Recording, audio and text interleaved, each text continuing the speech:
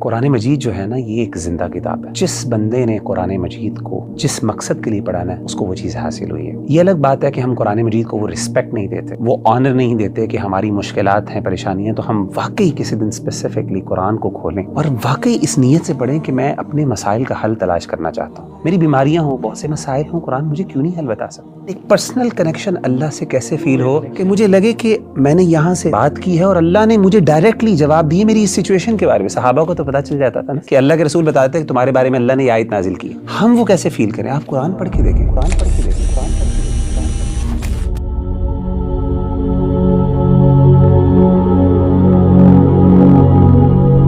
وغیرہ بھی ایک عام انسان جب بھی کسی سے کمیونیکیشن کرتا ہے اس کی خواہش ہوتی ہے کہ اس کو رسپانس ملے اور رسپانس جلدی مل جائے. جس طرح کہ نبی کریم صلی اللہ علیہ وآلہ وسلم کے زمانے میں صحابہ کرام جو تھے ان کے اوپر پریشانیاں آتی تھیں, تکلیفیں آتی تھیں, اور وہ اللہ سبحانہ و تعالیٰ سے دعائیں کرتے تھے کہ ان کی یہ پریشانیاں ختم ہو جائیں, اور ان کو ان چیزوں کا جواب بھی مل جاتا تھا اور ان کے دعائیں بھی قبول ہوتی تھی وحی کے ذریعے. لیکن آج کل کے دور میں جب ایک انسان پریشان ہے, پریشان حال ہے, مشکلات کے اندر ہے, اور وہ اس کی دعائیں بھی کرتا ہے, لیکن کبھی کبھی وہ اس چیز کی کمی فیل کرتا ہے, اس کے اندر ایک کمی کا احساس ہے کہ شاید میری دعا قبول نہیں ہو رہی. تو مغیرہ بھی سوال یہ ہے کہ وہ جو احساس ہے کہ انسان کے اندر وہ احساس اور وہ ایک مطمئن ہو جائے اس چیز سے کہ اللہ نے میری دعا سن لی اور اللہ سبحانہ و تعالیٰ کی طرف سے اس کو احساس بھی آ گیا ہے کہ اس کی دعا قبول ہو گئی ہے. تو یہ احساس کیسے ایک انسان اپنے اندر پا سکتا ہے؟ دیکھیں ربیع اللہ بھائی, مجھے آپ کے سوال سے ایک واقعہ یاد آ گیا. میں یو اے میں تھا, تو ایک دن میں جمعے کی نماز پڑھنے گیا, تو نماز میں سنتیں ادا کرنے کے بعد میں نے قرآن مجید کو پکڑا اور بیٹھنے لگا, تو اچانک مجھے نا کچھ سسکیوں کی آواز آئی ایک طرف سے. تو میں نے بائیں طرف مڑ کے دیکھا تو اگلی صف میں بائیں طرف بالکل دیوار کے ساتھ ایک سیرین لڑکا وہ بیٹھا ہوا تھا, اس کے ہاتھ میں قرآن تھا, وہ قرآن مجید کھول کے پڑھ رہا تھا, اور اس کی آنکھوں سے آنسو, یعنی وہ رو رہا تھا, اور ایسا رو رہا تھا کہ باقاعدہ اس کی سسکیوں کی آوازیں آ رہی تھیں. اور آپ کو پتہ ہے کہ شام جو ہے سیریا ایک ٹھنڈا علاقہ ہے, تو وہاں پہ اکثر جو لوگ ہیں ان کی کمپلیکشن وائٹ ہوتی ہے, تو رونے کی وجہ سے نا اس کا چہرہ سرخ ہوا تھا, بالکل ریڈ, اور سسکیاں اتنی اونچی تھیں کہ باقاعدہ آس پاس کے جو لوگ تھے وہ باقاعدہ یعنی وہ نوٹ کر رہے تھے, اور وہ تھوڑا سا بار بار دیکھتے تھے مڑ کے. اچھا, جب میں نے اس بھائی کو دیکھا نا تو مجھے بڑی محبت فیل ہوئی اس سے, ایک ایمانی محبت اور ایک کیفیت تھی, اور میرا دل چاہا کہ میں اس سے اٹھوں اور اس کو جا کے گلے لگاؤں. لیکن اس وقت پھر میں رک گیا, اور اس وجہ سے رکا کہ یہ کچھ لمحات ایسے ہوتے ہیں جو انسان کے اپنے اللہ کے درمیان ہوتے ہیں, پرائیویٹ لمحات ہوتے ہیں, اور اس میں انسان کو کسی دوسرے کو نہیں چاہیے کہ وہ اس میں انٹروین کرے. تو میں رک گیا اور میں نے کہا کہ شاید چلیں, جیسا ہے ایسا ہی ہونے دیں.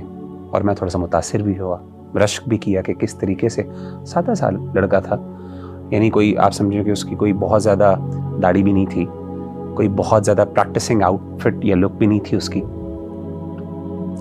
تو اس کے بعد جب میں نے یہ دیکھ لیا اور میں نے کہا چلے میں اپنی قرآن مجید کی تلاوت کرتا ہوں, تو جیسے ہی میں نے قرآن مجید کھولا تو عجیب بات اور بڑے حیران کن بات یہ ہے کہ جو سب سے پہلی آیت میرے سے نظر کے سامنے آئی, حالانکہ میں نے رینڈملی کھولا, کوئی اسپیسیفکلی کسی, سب سے پہلے جو آیت میرے سامنے آئی, سبحان اللہ, میں حیران ہو گیا وہ پڑھ کے. وہ 7 چیپٹر کی پہلی آیت تھی, اور وہ آیت کیا تھی؟ وَإِذَا سَمِعُوا مَا أُنزِلَ إِلَى الرَّسُولِ تَرَىٰ أَعْيُنَهُمْ تَفِيضُ مِنَ الدَّمْعِ مِمَّا عَرَفُوا مِنَ الْحَقِّ, کہ جب وہ رسول پر نازل کردہ کلام کو سنتے ہیں تو اے نبی صلی اللہ علیہ وسلم آپ دیکھتے ہیں کہ ان کی آنکھیں بہہ پڑی, وہ رو رہے ہیں. یعنی قرآن سننے سے ان کے دل ڈر جاتے ہیں, نرم ہوتے ہیں, اور ان کی آنکھوں سے آنسو بہہ پڑتے ہیں. کس وجہ سے؟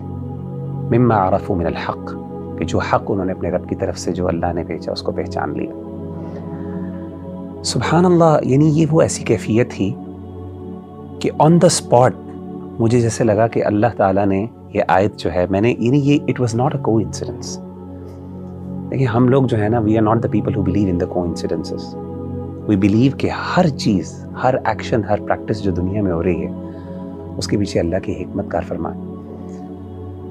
تو میرا دل چاہا کہ میں اس کے ساتھ یہ آیت شیئر کروں, میں کہوں کہ مجھے یہ آیت میں نے سنی ہے, اور مجھے ایک قسم کا اللہ نے, کیونکہ میں I was thinking about that person نا, کہ یار کیوں رو رہا ہے, اور پتہ نہیں کیا فیلنگز ہیں، اس کے جذبات ہیں.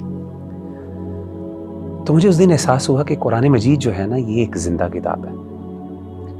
اور یقین کریں، یہ تجربہ کر کے دیکھ لیں کہ جس بندے نے قرآن مجید کو جس مقصد کے لیے پڑھانا ہے اس کو وہ چیز حاصل ہوئی ہے.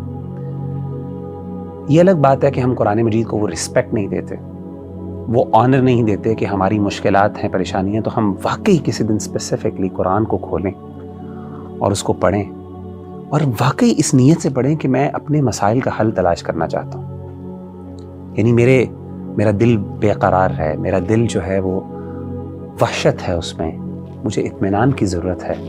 یہ کیسے ہو سکتا ہے میں قرآن پڑھوں اور مجھے یہ آیت نظر نہ آئے الا بذکر اللہ تطمئن القلوب. میری بیماریاں ہوں، بہت سے مسائل ہوں، قرآن مجھے کیوں نہیں حل بتا سکتا؟ زندہ کتاب ہے. اور میں آپ کو بتاؤں کہ جن لوگوں نے یہ تجربات کیے ہیں نا، قرآن سے پرسنل، دیکھیں آپ کا سوال بھی یہی ہے نا کہ جنرل تو دین سے ہمیں جوابات مل جاتے ہیں، لیکن ایک پرسنل کنیکشن اللہ سے کیسے فیل ہو، کنیکشن جو فیل ہو کہ مجھے لگے کہ میں نے یہاں سے بات کی ہے اور اللہ نے مجھے ڈائریکٹلی جواب دیے میری اس سچویشن کے بارے میں. صحابہ کو تو پتہ چل جاتا تھا نا کہ اللہ کے رسول بتاتے ہیں کہ تمہارے بارے میں اللہ نے یہ آیت نازل کی ہے.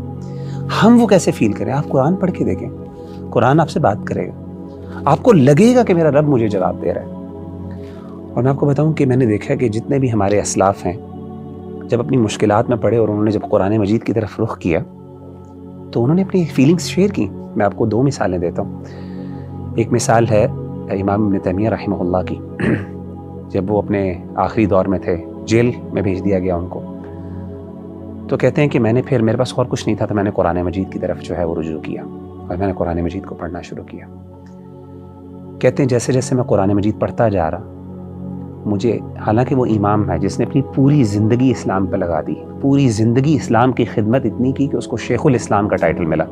تاریخ میں بہت کم لوگ ایسے ہیں، بہت کم لوگ ایسے ہیں جن کو علماء نے شیخ الاسلام کہا ہو، اپنے دور کے لوگ اور بعد کے بڑے بڑے علماء نے شیخ الاسلام کہا ہو. اس میں امام ابن تیمیہ. تو ابن تیمیہ کہتے ہیں کہ مجھے ندامت، ندمت، واللہ یہ ان کے الفاظ ہیں کہ مجھے ندامت ہوئی کہ میں نے اپنی زندگی کا ایک بہت بڑا حصہ جو ہے وہ ضائع کر دیا اور میں قرآن مجید نہیں پڑھ سکا. اسی طریقے سے شیخ ابو اسحاق الحوینی بہت بڑے عالم دین ہیں، اس ٹائم محدث ہیں. میں سمجھتا ہوں عرب دنیا کے بڑے ترین، اگر آپ مجھے کہیں گے نا کہ بڑے عالم دین حدیث کے کوئی ہیں، تو میں ابو اسحاق الحوینی کو میں ریکمینڈ کروں گا. اور بھی بڑے علماء ہیں ڈیفینیٹلی. ان کو کچھ دیر کے لیے روک دیا گیا لیکچرز سے اور لوگوں سے خطبات جو دیتے تھے، تو انہوں نے قرآن مجید کو پڑھنا شروع کیا. اور یہ ان کا جملہ تھا جب وہ واپس آئے اور ان کے لیے دوبارہ وہ بین ریموو کیا گیا اور ان کو اجازت ملی کہ اب وہ پبلک سے بات کر سکتے ہیں، تو انہوں نے کہا کہ یہ ان کا جملہ باقاعدہ ہے، یا لیتنی اعطیت القرآن حیاتی، ہائے کاش میں نے اپنی پوری زندگی قرآن کو دے دی. اور کہتے ہیں کہ میں نے اپنی اس جو وقت میں نا قرآن پڑھا اور مجھے احساس ہوا کہ میں نے کتنا بڑا، حالانکہ پوری زندگی حدیث کی خدمت، حدیث کوئی چھوٹی چیز ہے سبحان اللہ، لیکن جو قرآن ہے نا وہ پرسنل کنیکشن بندے کو تب، اور میں بتاؤں یہ کنیکشن بندے کو خاص طور پہ تب فیل ہوتا ہے جب بندہ مشکل میں ہوتا ہے، جب بندے کو ضرورت ہوتی ہے. اس وقت جب قرآن راحت دیتا ہے اور قرآن انسان سے کمیونیکیٹ کرتا ہے، تو اس وقت انسان کو پھر یہ جذبہ بیدار ہوتا ہے کہ کاش میں اپنی پوری زندگی قرآن کو دے دیتا.